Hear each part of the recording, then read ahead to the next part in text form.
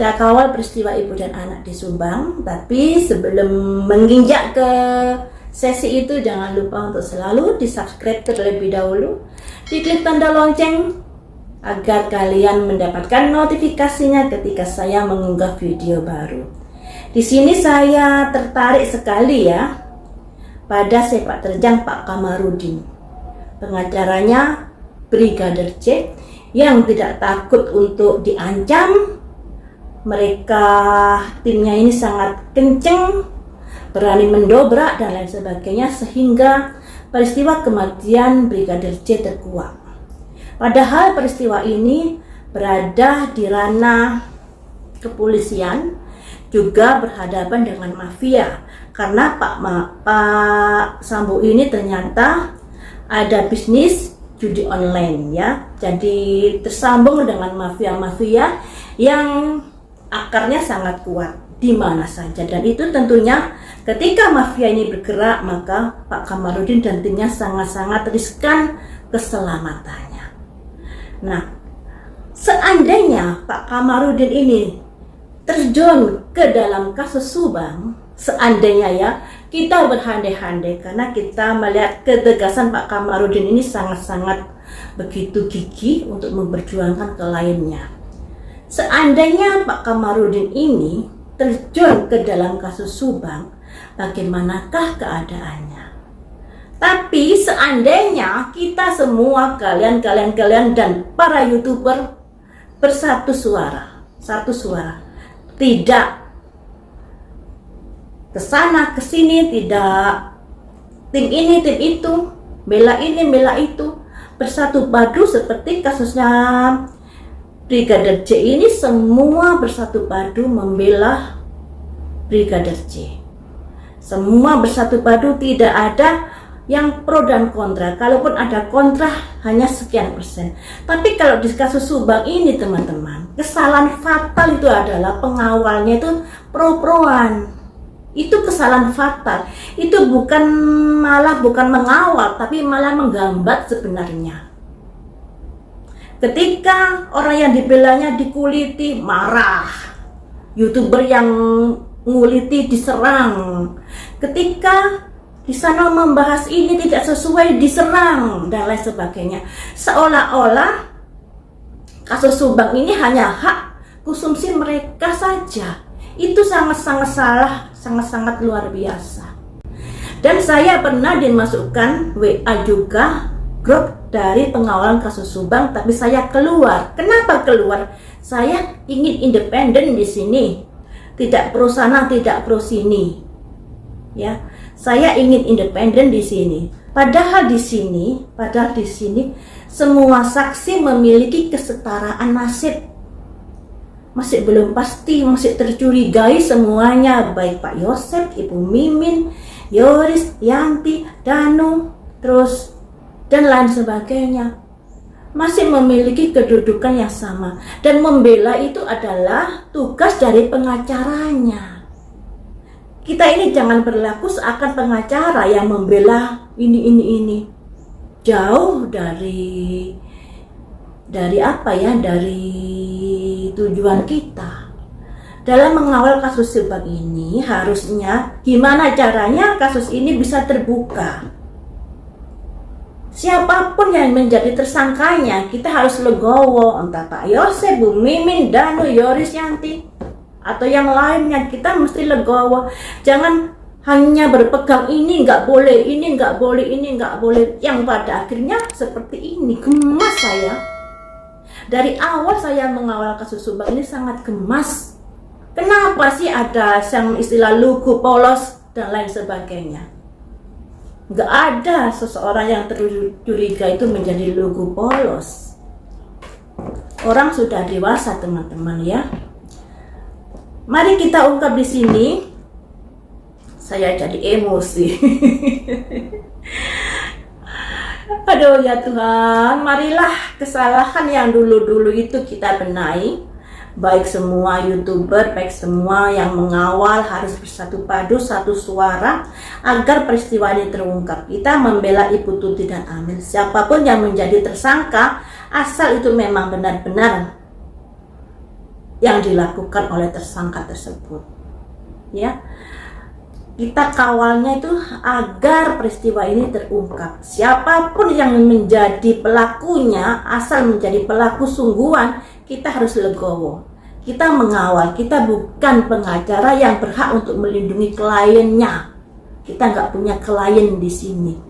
Makanya di sini kesalahan-kesalahan itu tidak satu suara dalam pengawalan.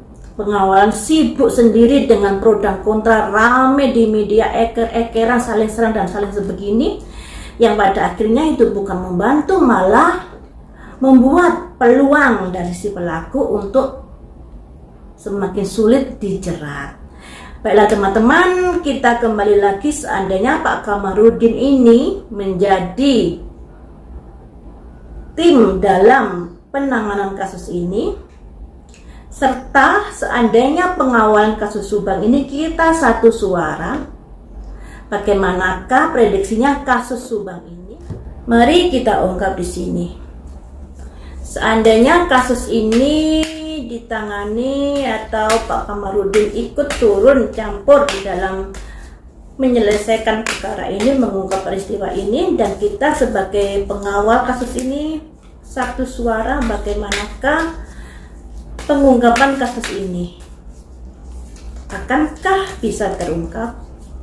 Seandainya ini ya, ada simbol milestone merayakan, saya ambil 5, ada simbol transformasi, sebuah perubahan, ada simbol backing emas, orang yang bertopeng, ada simbol fear, semacam ketakutan, ada simbol courage, keberanian melangkah. Jadi seperti ini teman-teman. Seandainya Bapak pengacara Kamarudin ikut membantu dalam mengungkapkan peristiwa ini, dan kemudian kita bersatu padu,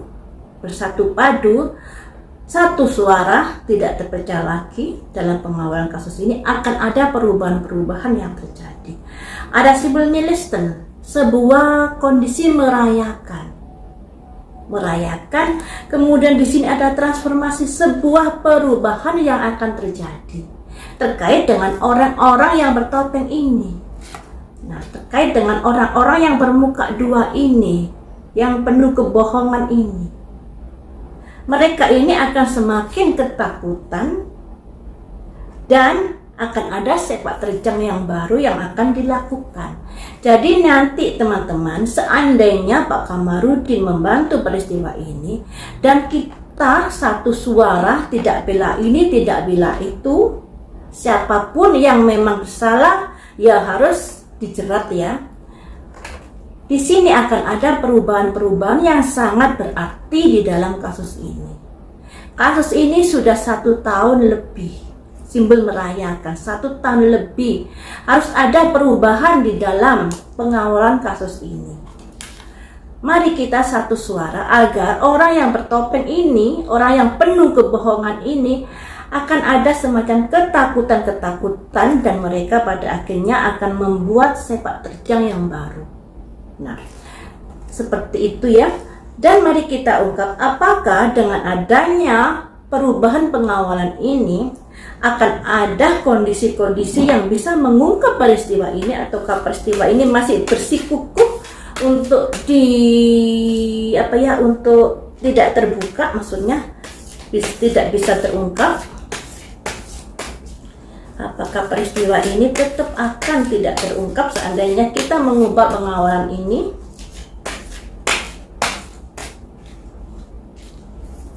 Ada simbol rencana diam-diam. Ada simbol bersulang teman-teman. Ada kondisi kebahagiaan. Bersulang lagi teman-teman. Saya ambil 5 ya. Bintang keluar. Koin besar keluar. Jadi, jika kita bersatu padu menyuarakan kasus ini, kemudian kita minta tolong kepada Pak Kamarudin untuk mengungkap kasus ini, akan ada perubahan besar yang terjadi di dalam kasus ini. Ya, akan ada perubahan besar yang terjadi di dalam kasus ini. Di sini ada simbol orang yang merencanakan sesuatu diam-diam, yaitu bisa diibaratkan orang ini adalah orang yang terkait dengan perkara kasus Subang. Mungkin pelaku ya. Pelaku ini sudah merencanakan diam-diam. Tapi ketika kita bersatu padu, akan ada kondisi bersulang, kebahagiaan bersama. Bersulangnya juga ada lagi 3 orang bersulang, kemudian di sini orang 10 bersulang, yang artinya suatu kondisi yang sangat bisa membuat kita bahagia bersama. Yaitu apa yang kita harapkan bisa terwujud.